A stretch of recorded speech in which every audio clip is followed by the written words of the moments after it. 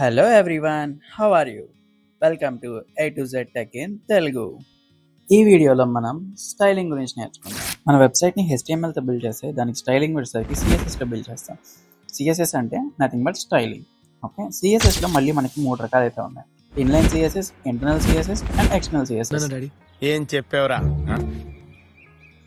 ఇందులో నీకేం అర్థమైందిరా? అర్థం కాకే ఏం చెప్పావురా అని అడిగాను.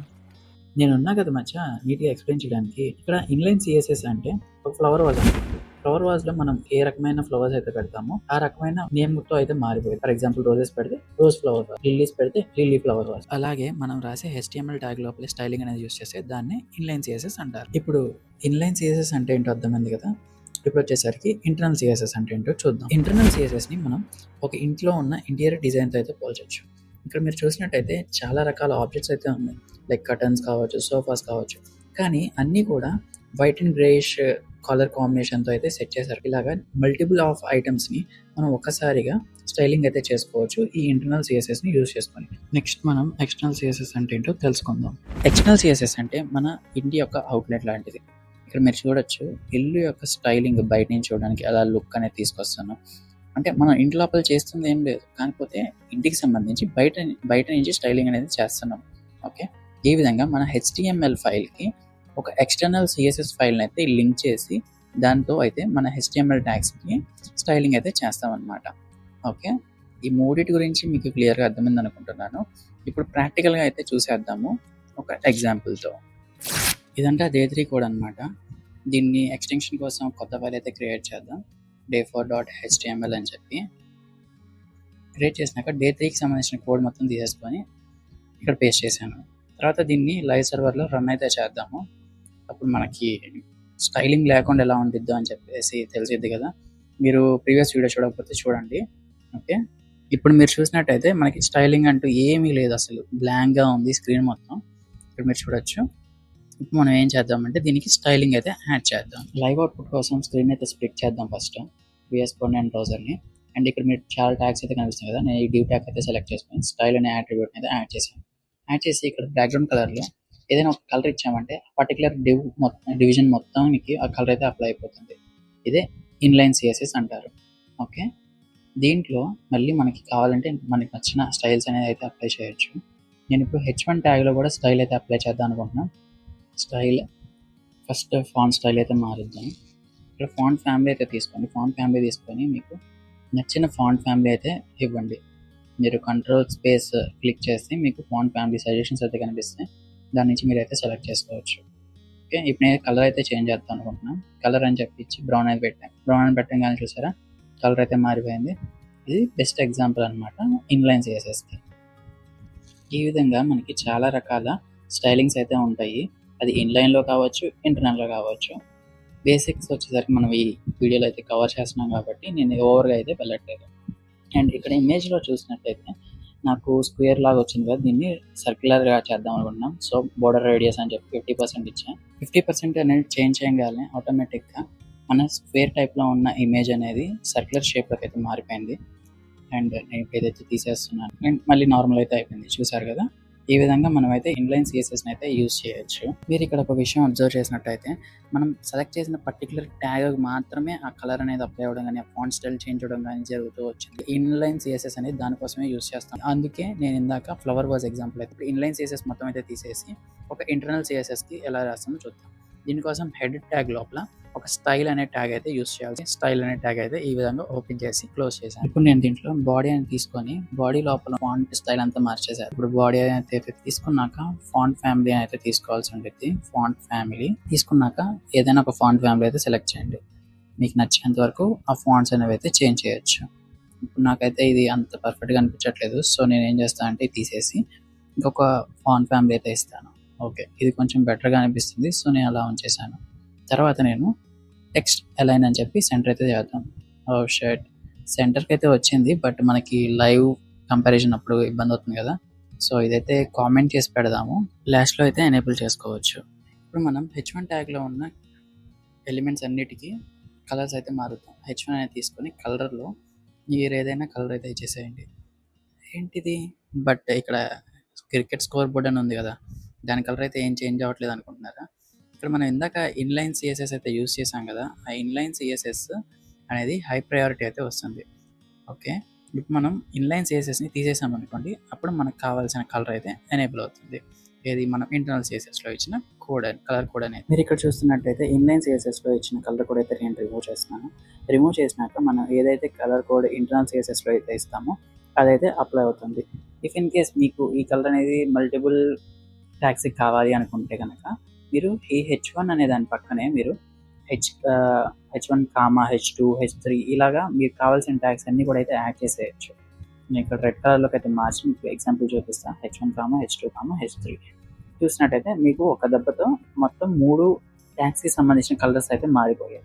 ఈ విధంగా అయితే మనం ఈసారి స్టైలింగ్ అయితే చేసుకోవచ్చు. మీకు ప్రయారిటీ అయితే అర్థమైంది కదా, ఇన్లైన్ సిఎస్ఎస్కి ఇంటర్నల్ సిఎస్ఎస్కి ఏది హై ప్రయారిటీ ఉంటుంది అంటే ఇన్లైన్ సిఎస్ఎస్కి ఉంటుంది. ఓకే, ఇక్కడ మనకి చూసినట్టయితే యాంకర్ ట్యాగ్ అయితే అంతే ఉంది, అండర్లైన్స్తో ఉంది. నాకు అది నచ్చలేదు. సో ఇప్పుడు ఏం చేద్దామంటే ఏ అనేది తీసుకొని, యాంకర్ ట్యాగ్ అంటే ఏ కదా, సో అది తీసుకొని open and closed flower braces లోపల టెక్స్ట్ డెకరేషన్ అని అయితే ఎలిమెంట్ తీసుకుందాం. టెక్స్ట్ డెకరేషన్ లోపల మనం ఏం చేద్దామంటే నన్ను అనేది ఇద్దాం. అప్పుడు చూస్తే అండర్లైన్ అనేది పోయింది, చూసారా. అండ్ ఇప్పుడు మనం కలర్ కూడా అయితే చేంజ్ చేసుకోవచ్చు. కలర్ అనేది ఇచ్చేసి మీకు నచ్చిన కలర్, మీకు ఏ కలర్ కావాలంటే ఆ కలర్ అలా పెట్టేసి మనకి ఆ కలర్లోకి అయితే మారిపోతుంది. మీరు చూడొచ్చు, నేను ఈ కలర్ అయితే ఇచ్చాను, ఈ కలర్లోకి అయితే మారిపోయింది, బ్లూ కలర్, స్కై బ్లూ కలర్లోకి. ఓకే, ఇప్పుడు నేను ఫాంట్ విత్ కూడా అయితే పెడుతున్నా, అంటే కొంచెం బోల్డ్గా కనిపించడం కోసం బోల్డ్ అని అయితే యూస్ చేశాను ఫాంట్ యొక్క విత్ని. అండ్ దీన్ని హోవర్ చేసినప్పుడు నాకు కలర్ మారాలి, అంటే మౌస్ కర్సర్ దాని మీద తీసుకెళ్ళినప్పుడు. సో హోవర్ అని చెప్పి ఇచ్చి ఇక్కడ మనం కలర్ అయితే చేంజ్ చేద్దాము.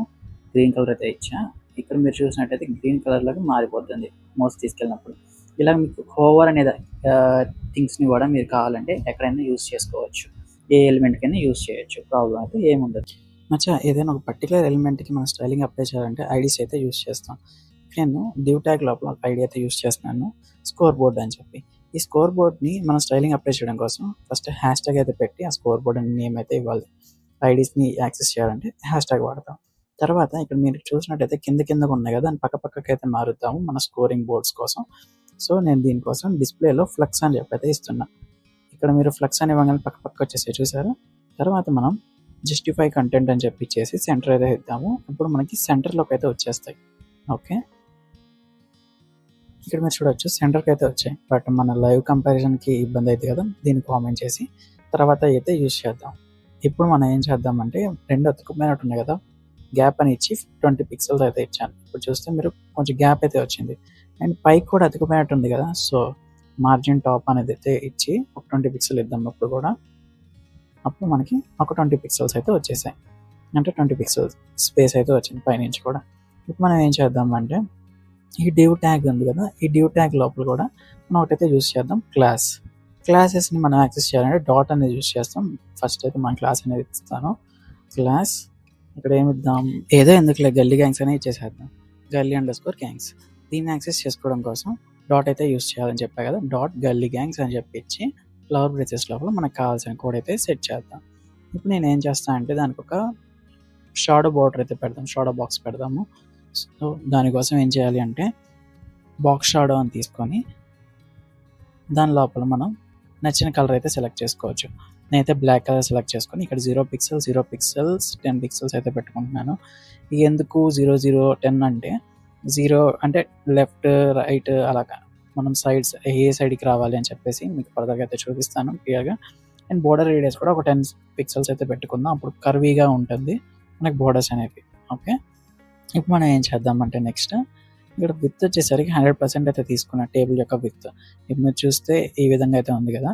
ఇప్పుడు నేను ఏం చేద్దాం అంటే ప్యాడింగ్ అయితే చేద్దాము, మరీ అతుక్కుపోయినట్టుంది కదా. సో దీన్ని ఫస్ట్ విత్ అయితే కొంచెం పెంచి ప్యాడింగ్ అయితే సెలెక్ట్ చేసుకుని సెట్ చేద్దాం. ప్యాడింగ్ వచ్చేసరికి ఒక 20 పిక్సెల్స్ పెట్టుకుందాం. తర్వాత మీరు సెంటర్ ఎనేబుల్ చేసి చెక్ చేసుకోవచ్చు. ఇప్పుడు మనం ఏం చేద్దామంటే టేబుల్కి కూడా అయితే స్టైలింగ్ అయితే అప్లై చేద్దాం. టేబుల్ యొక్క విత్ అనేది 100% చేసి బోర్డర్ అయితే కొలాప్స్ చేసేద్దాం. అప్పుడు మనకి బోర్డర్స్ అనేవి కనిపించకుండా పోతాయి. అండ్ మనకి డబుల్ లైన్స్లా వచ్చాయి కదా, అందుకోసం అని చెప్పి అది చేశాను. తర్వాత టెక్స్టైల్ లైన్ అయితే సెంటర్ చేసుకుంటున్నాను. అప్పుడు మనకి డీటెయిల్స్ మొత్తం అయితే సెంటర్లోకి వస్తాయి.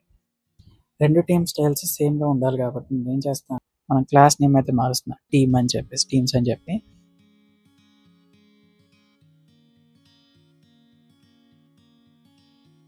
టీమ్స్ అని ఇచ్చేసి ఇక్కడ నేను కింద ఇంకో టీం కూడా ఉంది కదా, ఆ టీం నేమ్ కూడా అయితే ఆ డివిజన్ కూడా సేమ్ అయితే ఇచ్చాను, క్లాస్ నేమ్.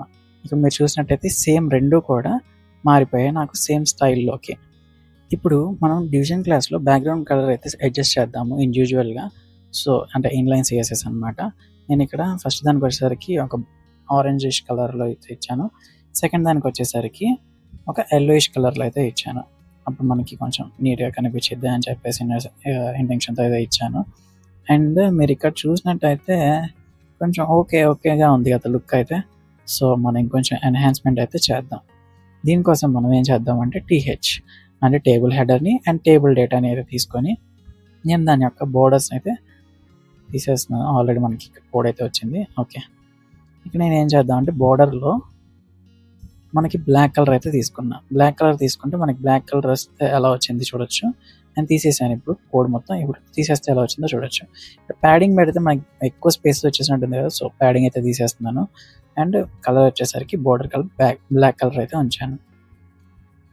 తర్వాత టేబుల్ యొక్క హెడర్ కలర్ అయితే మారుద్దాము. టేబుల్ హెడర్ కలర్ మార్చడానికి టీహెచ్ లోపల మనం బ్యాక్గ్రౌండ్ కలర్ని అయితే చేంజ్ చేద్దాము. సో ఇక్కడ స్కై బ్లూ కలర్లో లాంటిది అయితే తీసుకున్నా.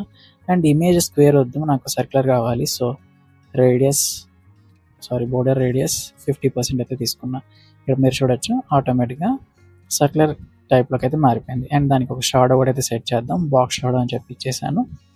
అండ్ దానికి షాడో కూడా అయితే ఇచ్చాను. ఇక్కడ మీరు చూడొచ్చు ఫస్ట్ దగ్గర మారుస్తుంటే రైట్ సైడ్కి అయితే షాడో వెళ్తుంది, సెకండ్ దగ్గర మారుస్తుంటే డౌన్కి అయితే వస్తుంది.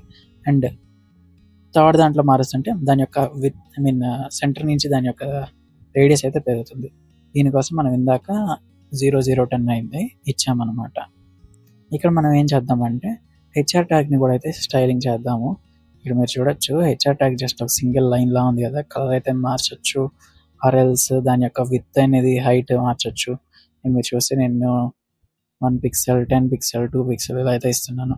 తర్వాత మీరు రేడియస్ కూడా అయితే సెలెక్ట్ చేసుకోవచ్చు. బోర్డర్ రేడియస్లో 10 పిక్సెల్స్ ఇస్తే అది కర్వ్స్ అయితే రావాలి. మనకి ఇక్కడైతే కనిపించదు. ఎందుకు కనిపించదు అంటావా? నేను పెద్దదైతే చేసి చూపిస్తాను చూడండి. ఈ విధంగా అయితే వచ్చేది అనమాట. అంత చిన్న 2 పిక్సెల్స్ దాంట్లో కనిపించదు కదా. సో మనం ఏం చేద్దామంటే ఈ విధంగా పెడదాము. సో మనకైతే ఇప్పుడు కంటెంట్ అయితే సెంటరైజ్ చేసుకుందాం. నేను ఓవరాల్గా బాడీ కంటెంట్ మొత్తం సెంటర్ చేసుకున్నాను. ఇది మీరు చూడొచ్చు ఎలా ఉంది ఇప్పుడు వెబ్సైట్. అండ్ ఇందాక దాంతో పోలిస్తే ఇప్పుడు ఎలా ఉంది అనేది కింద కామెంట్ అయితే చేయండి.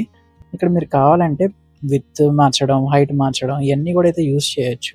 మీరు ఒకసారి చెక్ చేసుకోండి. చెక్ చేసి మీకు నచ్చినట్టయితే దీని మీద అయితే ప్రయోగాలు చేయండి. అండ్ రేపటి వీడియోలో HTMLలో ఫార్మ్స్ అంటే ఏంటి, అండ్ ఎక్స్టర్నల్ సిఎస్ఎస్ని ఎలా లింక్ చేస్తాం, అసలు ఎక్స్టర్నల్ సిఎస్ఎస్ ఫైల్ ఎలా క్రియేట్ చేస్తాం ఏంటి అని చెప్పి మొత్తం అయితే డీటెయిల్స్ తెలుసుకుందాము. టిల్ దెన్ మీరైతే ఇప్పటివరకు చెప్పిన థింగ్స్ అన్నిటి ప్రాక్టీస్ చేయండి. అండ్ ఎక్స్టర్నల్ రిసోర్సెస్ కావాలంటే కింద కామెంట్ సెషన్లో ఏదైనా ఒక అదర్ యూట్యూబ్ వీడియోకి సంబంధించిన లింక్ అయితే ప్రొవైడ్ చేస్తాను. అక్కడి నుంచి మీరు ఇంకొంచెం డీటెయిల్గా అయితే తెలుసుకోవచ్చు సిఎస్ఎస్ గురించి. ఇన్ కేస్ ఎవరైనా రిఫర్ చేయాలనుకుంటే రిఫర్ అయితే చేయొచ్చు.